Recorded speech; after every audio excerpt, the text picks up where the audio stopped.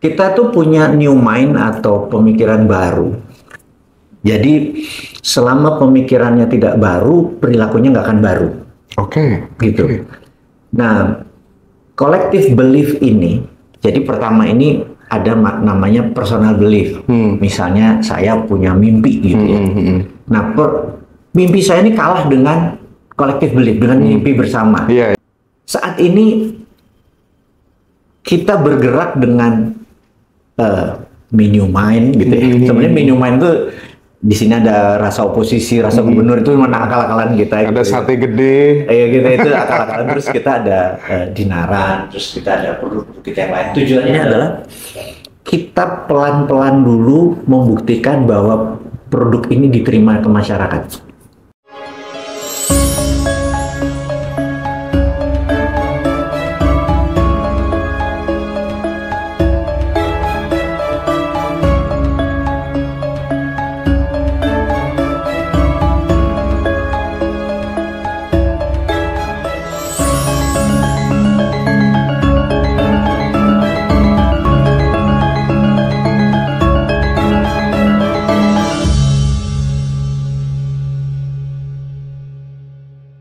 Pak, banyak yang tanya bagaimana caranya join di aplikasi dan lain sebagainya, gimana? Pengen join Oke, di Dinaran ada di Google Play, ada iOS. Terus kalau yang web base ada di dinaran-gold.com. Jadi teman-teman bisa join di sana atau nanti ditulis di YouTube-nya Ngaji Roso. Nah itu angkanya lebih ini, Anda nggak akan meleset tuh. Siap. Nanti teman-teman bisa kontak admin ya, yang mau join di Dinaran gitu ya. Nanti kita fasilitasi. Terus Pak, ini Cina Pak. Wow, itu mobil sekarang ditembakin semuanya Pak. Mobil-mobil yang mereknya bagus-bagus tuh ya. Wow, dengan harga yang sangat miring gitu. Gimana Pak? 2025-2026 ini harga mobil akan seperti apa? Nomor satu, industri mobil ini membuat mobil bekas nggak laku. Waduh. Karena mobil bekas sama mobil baru sama Cina masih lebih murah mobil baru Cina, bener nggak? Gitu. Jadi Cina sudah melakukan hal yang namanya efisiensi. Dia sudah mengkat produksi itu menjadi efisiensi. Nah, pertanyaannya kenapa bisa efisiensi? Kita harus berteori dulu secara ekonomi bahwa kalau harga barang itu 500 juta, maka waktu dia jual ke negara lain, dia akan mendapatkan dolar, benar kira-kira kan? Maka dolar yang akan didapat itu, pemerintah Cina ini atau Tiongkok ini berani printing money berbasis itu. Sehingga dia bilang jual aja 400 juta. Yang 100 gue yang subsidi. Karena dia tahu bentar lagi dapat dolar. Iya benar. Senilai 400 juta. Benar. Ya di print 1:1 nih tak kasih 100 gitu kan. Sehingga negara mana yang dagang dengan HPP minus? Ini nggak bisa. Kita udah nggak bisa berkompetisi dengan cara Cina dagang. Jadi cara dagangnya Western atau ala Barat yang di kepala ini udah nggak berlaku. Cina udah punya gaya sendiri. Ini true story. 6 bulan yang lalu saya ada sahabat saya, Wan Adam Wan Perwira, dia orang Malaysia, teman kuliah dulu waktu di negeri seberang, dan dia pernah tinggal di Indonesia 3 tahun sebagai kepala salah satu kredit card di Indonesia, orang Malaysia ini, jadi country manager di sini. Kemudian dia ngambil sebuah program namanya DBA, Doctor in Business Administration. Doctor in Business Administration itu jarang, bisa kita ngambil S3-nya lebih ke profesor, bukan doktor gitu. Jadi menarik nih. Terus singkat cerita, 6 bulan yang lalu kita ini kan sering belanja ilmu, gitu ya. Karena kalau kita mau jual ilmu harus belanja ilmu, kira-kira gitu. Dia bilang ini ada satu orang Chinese besar di Hong Kong, bahasa Inggrisnya bagus, dia ngadain kelas di Malaysia selalu sold out katanya. 3 hari, Kamis, Jumat, Sabtu gitu. Terus di rupiahnya sekitar 63 juta. Saya bilang, oke, gue join. Dia bilang, nah, di pelajaran itu selama 3 hari ada yang menarik. Terus salah satunya saya bersyukur karena kita Melayu, mereka nggak tahu bedanya orang Indonesia orang luar nggak tahu gitu. Yang ada kalimat yang ini, kalau lu nanti pinter, gue kasih saran satu. yuk kita bareng-bareng mengeksplor Indonesia. Karena Indonesia tuh bodoh-bodoh katanya. Saya kaget ya. si ditentang gue sama Adam. Iya. Saya nggak salah. Gila, gue dibilang bodoh bangsa Indonesia gitu ya. Terus si Adam nanya, excuse me, why you say that Indonesia tuh bodoh-bodoh dalam bisnis? Oh gini katanya. Gue tuh berapa kali workshop, gue nggak pernah workshop di Indonesia, tapi waktu di Australia ada orang Indonesia, waktu di sini ada orang Indonesia. Kalau di Hong Kong tuh nanya gini, Sir, gue ini udah 3 tahun terakhir, omset gue tuh $5 juta tuh setahun tuh stuck terus gitu. Gimana cara naiknya gitu? Atau, Sir, gue nggak mau IPO, tapi omset gue gimana bisa scaling, bisa 100%, 100%. Sekarang sales gue stuck nih di $20 juta gitu ya.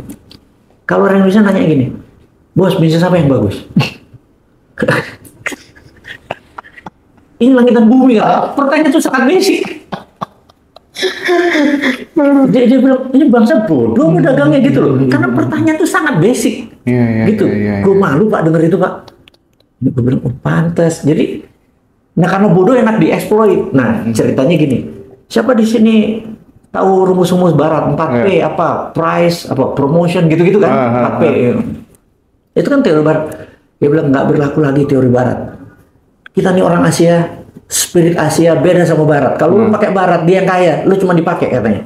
Kita harus pakai ilmu timur. Terus dia bilang, lu tahu Lincoln kopi itu bertumbuh sehari 100 kali, sehari. Terus supermarket minimarket seperti dia sebut nama-nama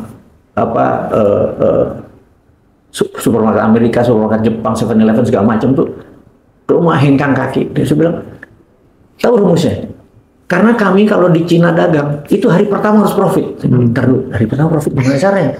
Modal per modal, nggak ada modal. Contoh kata dia bilang, lu mau buat laundrynya 10. Satu mesin laundry 100 juta, lu perlu 1 miliar.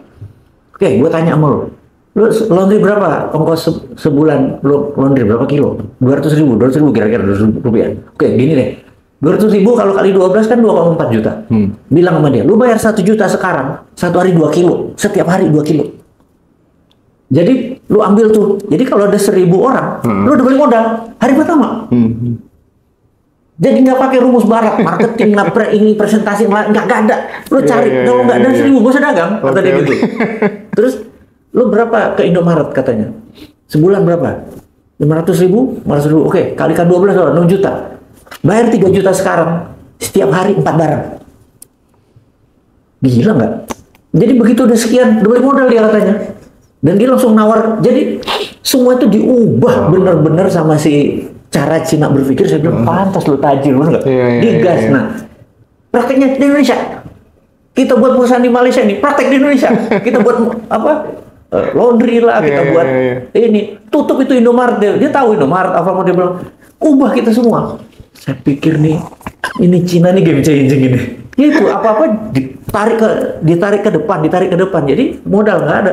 Karena itu lu bisa punya 100 laundry dalam sekali bangun.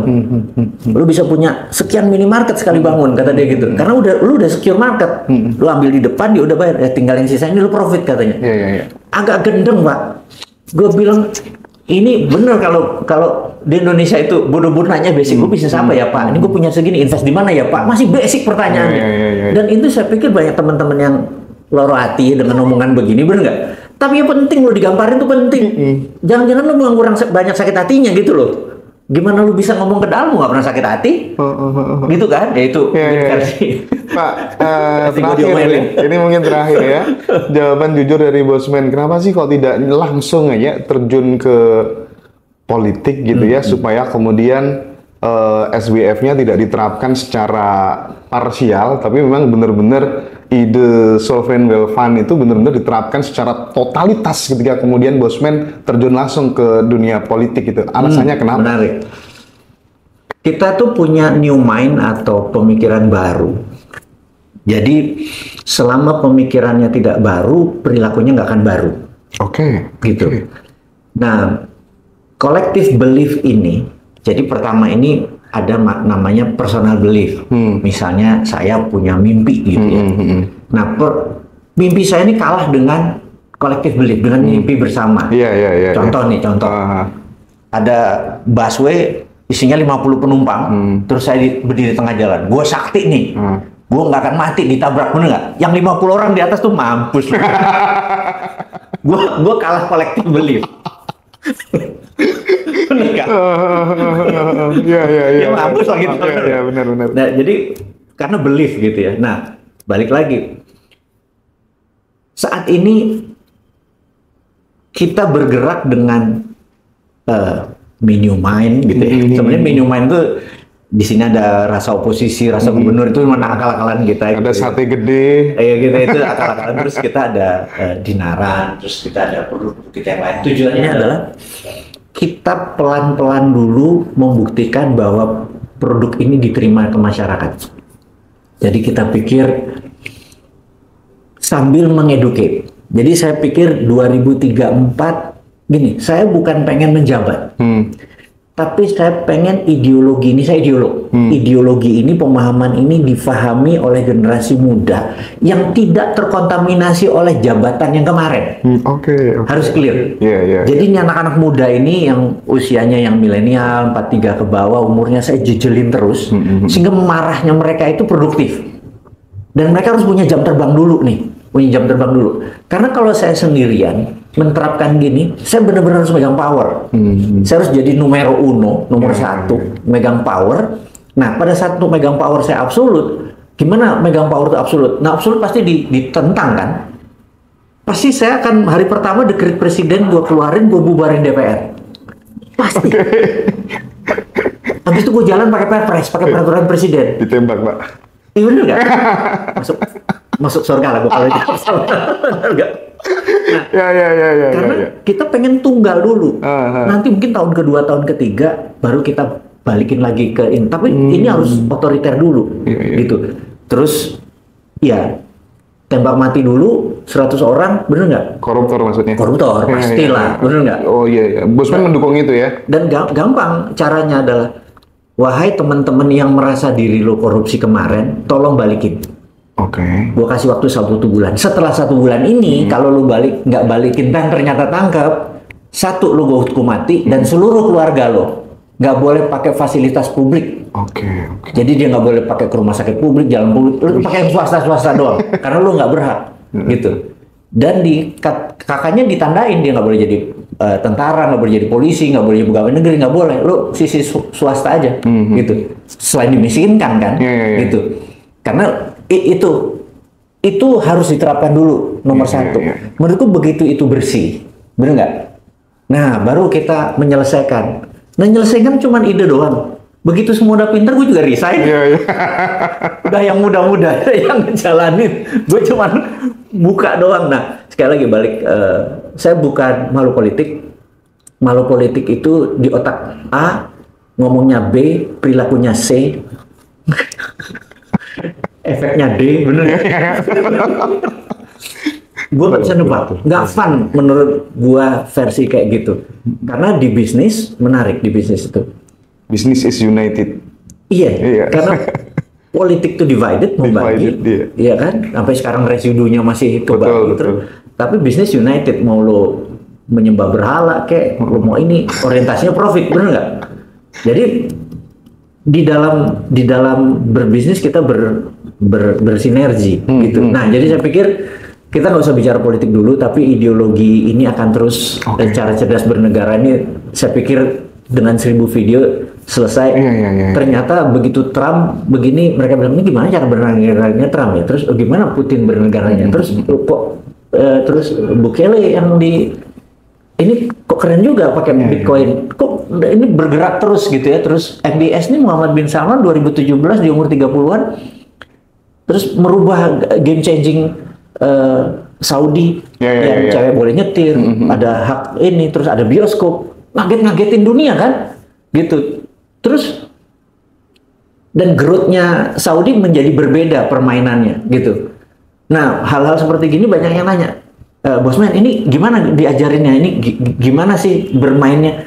Saya pikir, kok jadi nggak kelar-kelar karena dunianya begitu dinamis dan penting anak muda ngerti cara bernegara, terus mengerti cara make money. Saya pikir udah deh, ideologi saya terus diterapkan di channel-channelnya Bosman.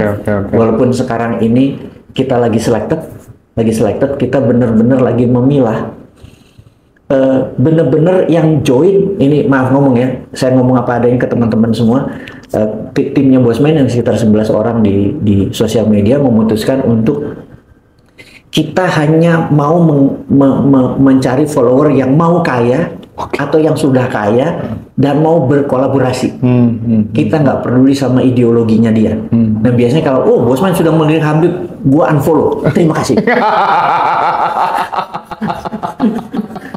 Gue mau clear. Jadi mungkin agak sedikit berkurang karena kita lagi buang-buangin. Alias kita nyari yang kantongnya tebal. Bener nggak? Yang terus mau berteman, mau kaya. Ada yang kantongnya tipis tapi mau kaya. Nah kaya itu kan pakai pasti koneksi kan. Kalau gue unfollow, Pak, di dalam bisnis gue kasih tahu 90% tuh nggak suka sama partner lo karena perbedaan. Tapi kita satu pandangan dalam make money. Kalau kita nyari yang perfect semua, kawin aja lu nggak pernah. Jangan berbisnis, bener nggak? Karena dunia ini nggak ada yang perfect. Itulah gunanya kita harus mengerti sesuatu yang berbeda. Menurutku kalau kita nyari yang sama, semua seragam, dunia jadi homogen, nggak menarik, bos. Nah, jadi menurut saya, jadi teman-teman, tujuannya kita ke depannya adalah yuk bareng-bareng. Kalau yang kantongnya tipis jadi tebel, yang kantongnya tebel jadi lebih tebel, dan kita meniadakan ideologi-ideologi yang macam-macam. Karena itu kita lagi buang nih, kita benar-benar lagi ngeritik dengan harapan lu unfollow. Dan kita garansi 100% yang unfollow pasti punya poverty conscious atau punya kesadaran miskin. Setuju. Teman-teman di Ngaji Roso kan mayoritas tidak setuju sama Habaib begitu kan. Nanti follow ya channelnya Bosman Mardigu semuanya ya. Tapi tadi yang disampaikan Bosman tentang belief kolektif itu kan terbukti yang dilakukan oleh Lee Kuan Yew ya Bosman ya. Benar. Iya kan Singapura jadi seperti itu gitu ya. Menarik. Itu bukti nyata dengan postcard dikirim ke rumah-rumah, diajak mimpi bersama gitu. Benar. Kita butuh leader seperti itu deh kayaknya ya. Insya Allah, nyampe kok bentar lagi. Iya, amin. Terakhir, Sadar Kaya. Apa yang akan didapatkan teman-teman jika baca buku Sadar Kaya? Pesan Bosman untuk sahabat Ngaji Roso di mana pun berada. Teman-teman, saya mencoba menulis Sadar Kaya atau prinsipnya sebenarnya ABC ya, awareness before change. Jadi perubahan itu ada change. Itu diawali dengan kesadaran. Betul. Setelah ada kesadaran baru ada jadi ABC lah, awareness before change, biar gampang teman-teman. Nah, kesadaran ini tentunya ya sadar kaya, sadar sehat, sadar bahagia, itu harus sadar gitu ya.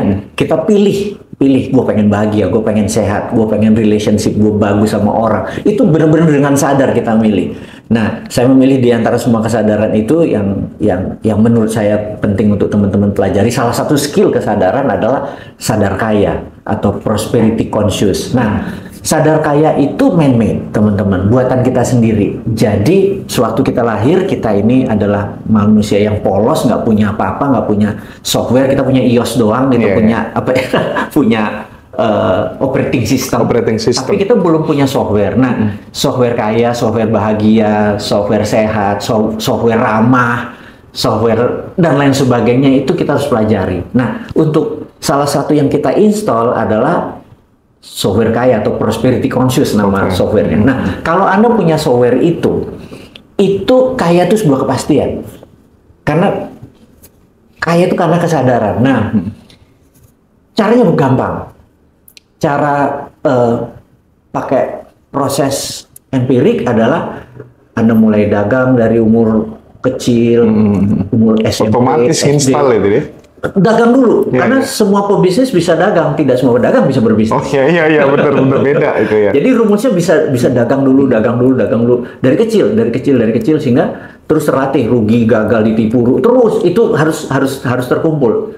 Terus, nah nggak proses yang nggak bisa kita skip. Jadi teman-teman kalau Anda ingin kaya melalui kesadaran kaya itu tidak harus berbisnis. Gue emak gue ibu rumah tangga, gue nggak punya bisnis. Enggak, sadar kaya itu kalau Anda punya prosperity conscious, Anda tuh kayak magnet, datangnya duit, toto tetangga Anda bilang, mak, gue pengen jual rumah di sana tuh harganya 500 juta gitu.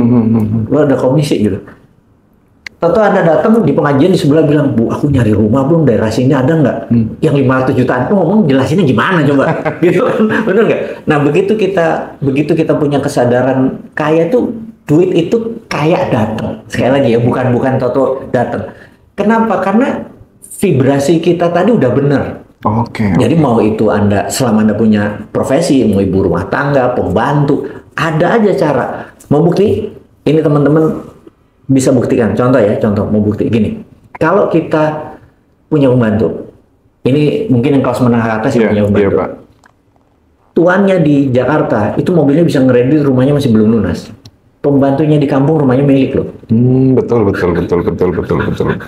Padahal ini cuma 2-3 juta. Iya. Bisa ya gitu kan. Nah, sesungguhnya yang punya prosperity conscious itu pembantunya. Bener juga ya. Iya. Nah itu kira-kira. Jadi teman-teman kalau belajar lewat buku, insya Allah bisa. Terus kalau ada workshop, Bosman sebenarnya workshop itu hanya untuk nyetel vibrasi, tetapi menggabungkan 300 dengan saudara baru, itu lebih powerful, bener nggak? Belum lagi sharing bisnis. Itu lagi. Gitu kan. Nah dulu kita kan berteman paling masa kuliah lah kita punya. 20 tahun lewat kuliah atau 20 tahun tamat SMA lah, Anda nggak kuliah. Teman Anda tuh selected. Nah, gimana teman Anda mau membesar? Mau nggak mau Anda harus berkomunitas. Betul. Bosman ini ngajak berkomunitas bareng Bosman. Tidak ada struktur, tidak ada organisasi, bukan ormas, bukan organisasi politik juga, orpol, bukan. Kita sama ngumpul aja. Jadi mungkin ini terakhir pesan teman-teman. Jadi ada buku namanya The Richest Man from Babylon. Itu ada orang kaya di zaman Babilonia, namanya Arkad. Arkad ini The Richest Man from Babylon ini, dia memberikan 10 manuskrip yang terus sekarang ada di Museum of London.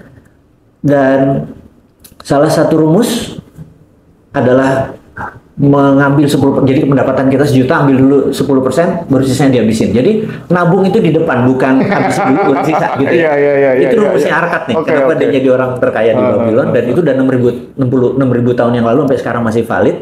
Dan yang nomor 2, dia build community. Dia setiap Rabu dia ketemu sama orang Rebuan, dan itu Bosman tiru nih sekarang. Ikut terus ya. Jadi di Rebuan itu dia sharing, dia membuat orang, dia bilang jangan pernah kaya sendiri, karena kaya sendiri di ujung. Dia membuat orang kaya karena semakin orang kaya dia makin kaya, orang makin kaya gitu. Jadi dia share, membangun community. Jadi yang jelas teman-teman, salah satu prosperity conscious itu adalah wong kang soleh kumpulono kalau mau soleh. Ya ini wong sugih kumpulono. Itu tuh Rebuan tuh bisa di-share ke komunitas Ngaji Roso nggak masalah ya Pak ya? Bisa. Rebuan kita kan di Zoom ya. Zoom ya. Di kita mau live di beberapa platform. Monggo nikmatin aja 20 menit 30 menit sama Bosman. Ada cerita geopolitik, ada cerita ekonomi, ada cerita terupdate. Hal-hal yang mungkin teman-teman meragukan nih bener nggak nih yang kontroversi, kita berusaha meluruskan, karena tujuan community itu adalah membangun persaudaraan. Dan begitu kita jumpa darat, banyak sekali yang saya belajar dari mereka. Itu yang saya kan pengennya, saya kan pemalas, jadi saya pengen invest gitu ya. Nah invest ini saya bukan di produknya, saya invest tuh di orangnya. Jadi mau nggak mau kita kulino dulu, dulu, main dulu, kenal dulu, baru saya invest. Nah, karena saya males, kayak yang paling enak tuh nebeng hoki. Iya bener Pak tuh. Hokinya orang gue nebeng. Setuju. Nah jadi untuk itu ya saya pengen kenal lebih banyak, jumpa darat kayak gini gitu kira-kira. Ya itu berangkatnya dari workshop Sadar Kaya, jadi ilmunya mudah-mudahan manfaat, kemudian komunitasnya mudah-mudahan manfaat, terus tadi nebeng hoki.